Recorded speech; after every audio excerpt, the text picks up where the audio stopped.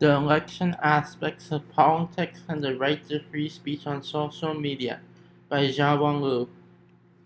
Social media has long been a place where you can communicate with others.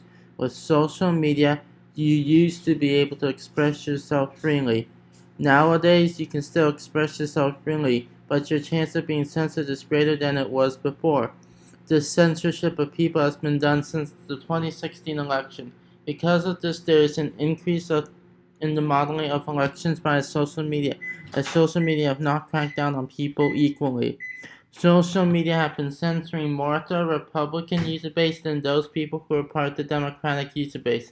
This paper will discuss the implications of how the right to free speech on social media affects politics. There are many reasons as to why I chose this topic. First, there was censorship going on in social media. During the 2020 election, there was censorship of the Republican Party as the Democrats, what they were trying to do is actually take back not only the House, not only the Senate, but also the presidency from the Republican Party. Next, the right to free speech on social media and how it relates to censorship is interesting. What I find interesting about the right to free speech on social media is how is it that one party is able to say what it wants to say freely, but the other party cannot? Why is it that the Republican Party is censored, but the Democratic Party is not censored on social media? How politics plays into the free speech on social media is something that is intriguing. What is the political aspect of why things are going on like it is? Are there anything related to laws or anything that's related to how social media operates that's causing this to happen? Why is the right why is the right to free speech on social media something that is playing out during this election season? And does it have any future implications for elections?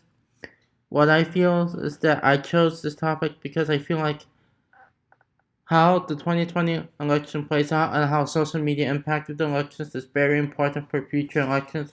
As this election is one of the elections where social media played a much heavier role since there was not as many people doing rallies for the presidential candidates or the presidents or even the people who are running for office, such as congressmen, congresswomen, or people running for state or local office. So social media and advertisements that were on there were much more important this election, as because 2020 was the year of the coronavirus and such people started using social media as a safer way of promoting their presidential bid or like congressional bid without having to like get coronavirus. Whether or not some political tweet was successful depended on whether or not who was making the tweet. Depending on not who was making the tweet, but rather how the tweet was crafted. So it depends. So you can be as popular as the person as you want, but if you make a political tweet that isn't that good, people are not gonna like retweet it. What depends on what makes a political tweet successful is how the tweet was crafted. Like what words did you use? What were you talking about within that tweet? Were you tweeting about something that is popular? Or were you tweeting about something that wasn't that interesting? Different strategies are used depending on who you're targeting. For instance, you would use one strategy if you're targeting a Republican. You would use another strategy if you're targeting a Democrat, so on and so forth.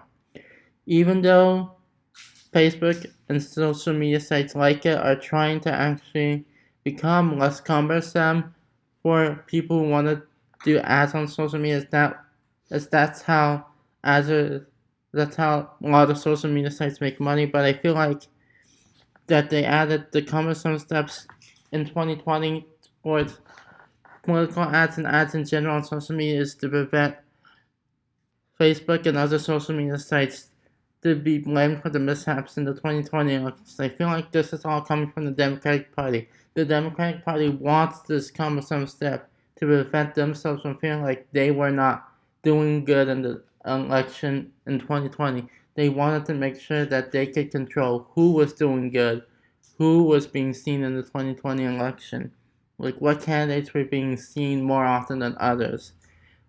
And why is it that certain candidates such as Raphael Warnock are more well known than Kelly Loeffler, even though I feel as if there should be equal ads for both candidates, especially since this is an election season, people need to hear both sides, not just one side.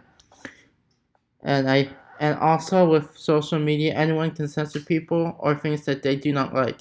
Social media sites are places where anyone can censor whatever they want. It doesn't have to go through specifically just the people who work at the social media sites. It's people who use social media sites too. They can censor information they do not like. They can take down information of people or block people that they don't feel like fit the group.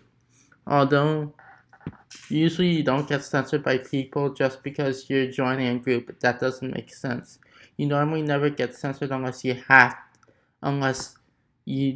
are doing something really bad within that group, like posting negativity. Even though social media sites try to be neutral, they end up naturally being places where censorship takes place.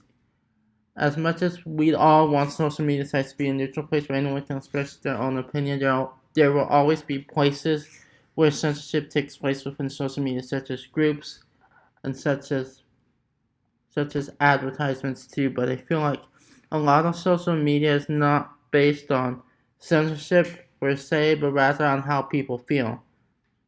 And election debates are far from being old-fashioned as they are able to take advantage of the new medias. Election debates are always gonna be relevant because they're an important part of getting to know the candidates, but they also are able to take advantage of new media simply because people are able to retweet